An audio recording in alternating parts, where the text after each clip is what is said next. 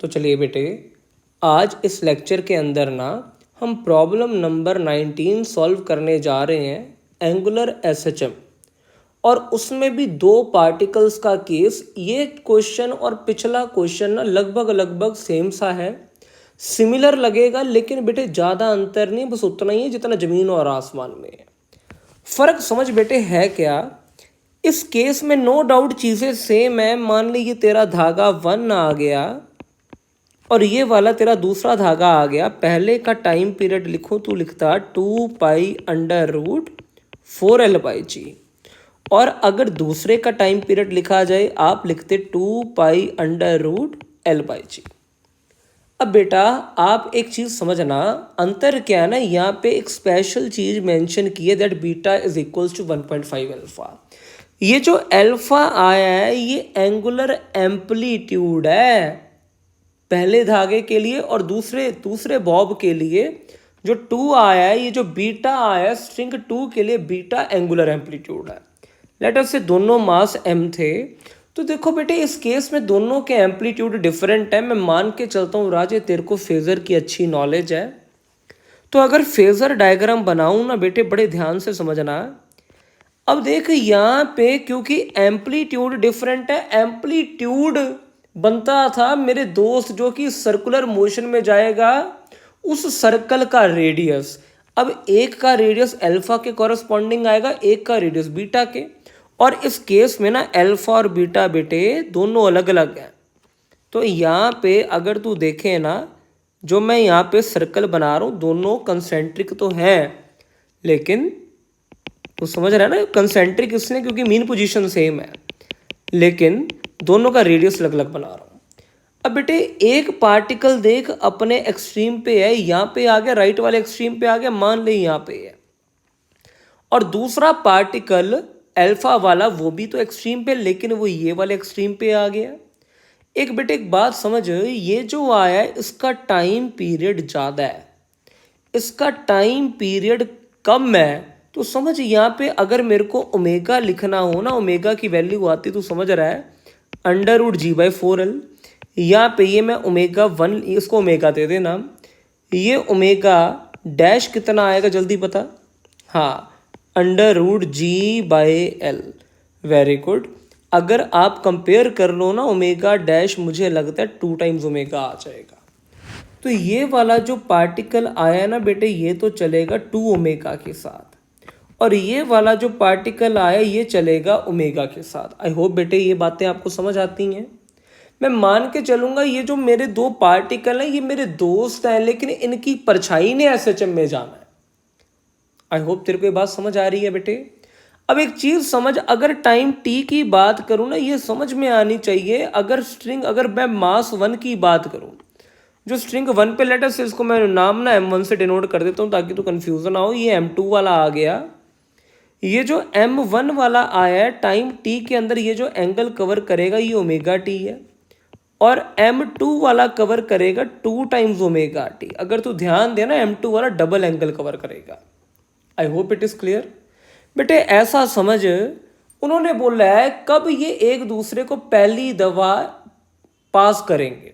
अब देख let us से टाइम टी के बाद ना ये वाला थोड़ा घूम के यहाँ तक पहुँच गया, और इसने मेरे बेटे जो एंगल कवर किया है ना ये एंगल थीटा है, और दूसरा वाला उतनी देर में यहाँ से चल के लेट अस से यहाँ तक पहुँच गया, और इसने जो एंगल कवर किया है तो समझ रहे ना बेटे ये जो एंगल आया ये 2 थीटा होना चाहिए, या तू कह ले it should be 2 times omega T, it should be omega T. तेरे को बात समझ आ रही है।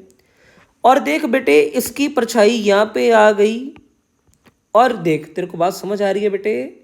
और जो ये नीचे वाला पार्टिकल आया है इसकी परछाई एक्स एक्सिस पे यहाँ पे आ गई। तेरी एक्स एक्सिस थी, ये तेरी बेटे वाई एक्सिस थी। देख दोनों की परछाई यहाँ पे मीट कर गई है, और अगर परछाई मीट करी है, चल इस चीज़ को ना मैं दोबारा बना के दिखाता हूँ। ये आ गया ऊपर वाला पार्टिकल, ये आ गया नीचे वाला, और यहाँ पे कहीं पे बेटे सेंटर था।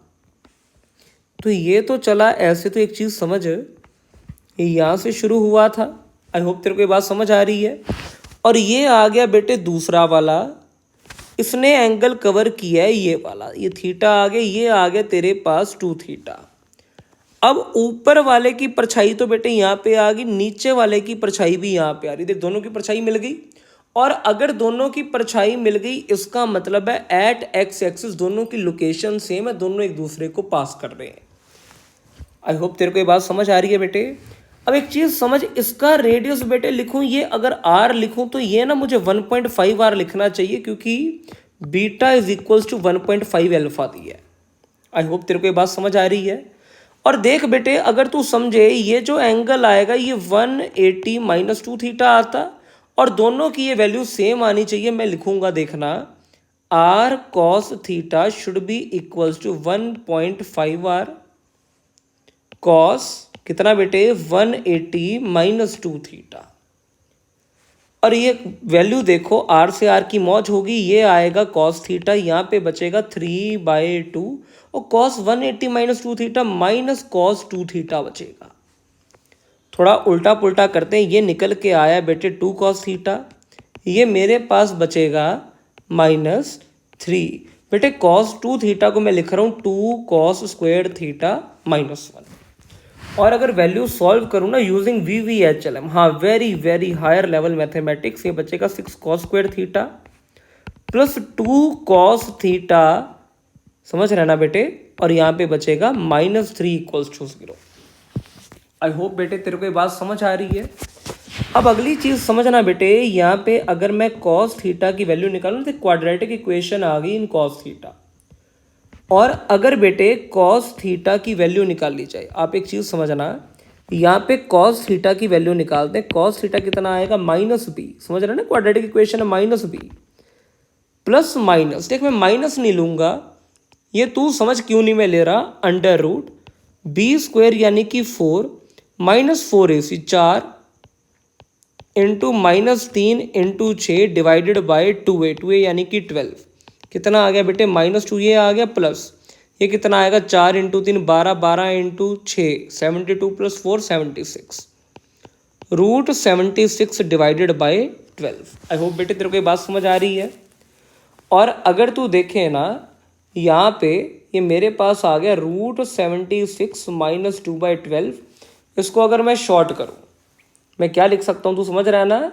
हेलो बेटे तेरे को बात समझ आ रही है, ध्यान दे इधर, देख यहाँ पे क्या आएगा, इसको मैं पता है क्या लिख सकता हूँ, 19 इंटू 4, तो यहाँ पे आएगा 2 अंडर रूट 19 माइनस 2/12, ये आ गया मेरे पास कॉस थीटा, ये वैल्यू निकल के आएगी रूट 19 -1 डिवाइडेड बाई 6। बेटे यहाँ से थीटा कितना आ गया, cos inverse root 19 -1 divided by 6 आ गया। अब ये जो थीटा आया this is basically angle covered, ये जो थीटा आया है this is basically angle covered. अब ये थीटा किसने एंगल कवर किया, या तो आप ओमेगा से चलोगे ना, तो टाइम बताता हूं मैं आपको। देखो बेटे थीटा को मैं लिख सकता था ओमेगा इंटू टी, तो टाइम कितना आएगा बेटे थीटा डिवाइडेड बाय ओमेगा। और अगर आप ध्यान दो ना, यहाँ पे ओमेगा की वैल्यू देखो अंडर रूट g/4l आ रही है, ये उठा के मैं यहाँ पे पुट कर रहा हूँ, मेरे पास रिजल्ट आएगा देखना, थीटा डिवाइडेड बाय कितना था अंडर रूट g/4l, तो यहाँ पे मैं लिख रहा हूँ under root g divided by root 4l। Value डाल दो, यहाँ पे आपके पास जो टाइम है ना, ये वैल्यू आ गई under root 4l/g cos inverse root 19 -1/6। बेटे आई होप आप सभी को ये क्वेश्चन समझ आया होगा। अगर इसमें कोई भी डाउट है आपको, प्लीज़ नीचे दिए कमेंट सेक्शन में ज़रूर पूछें। और अगर आपको ये वीडियो समझ आ गया, मुझे प्लीज़ एक हिंट दीजिए कि हाँ आपको ये वैल्यू मिल रही है, इन क्वेश्चन से आपको वर्थ हो रहा है, आपको अच्छे लग रहे हैं, ताकि मुझे भी मोटिवेशन मिले और मैं भी और अच्छे क्वेश्चंस लेकर आऊँ। Thanks for watching.